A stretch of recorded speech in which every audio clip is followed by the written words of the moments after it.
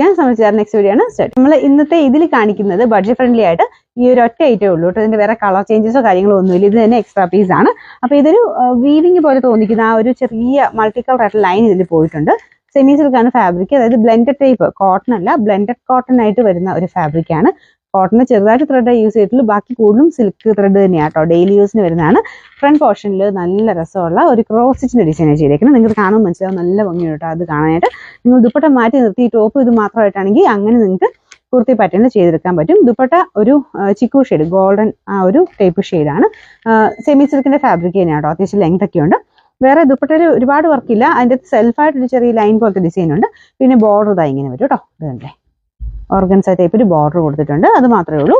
സിമ്പിളായിട്ട് യൂസ് ചെയ്യാൻ ഇഷ്ടമുള്ളവർക്ക് നല്ലതാണ്. പിന്നെ ഞാൻ പറഞ്ഞില്ല, ടോപ്പ് നല്ല കളറാണ്. കളറും ആ കോമ്പിനേഷൻ അടിപൊളിയാണ്. നല്ലൊരു ഗ്രീൻ റെഡ് കോമ്പിനേഷനിൽ ക്രോസ് സ്റ്റിച്ചിന്റെ നല്ല വർക്ക് തന്നെ ചെയ്തേക്കുന്നത്. ബോട്ടം വരുന്നത് സാറ്റിൻ സിൽക്കാണ്.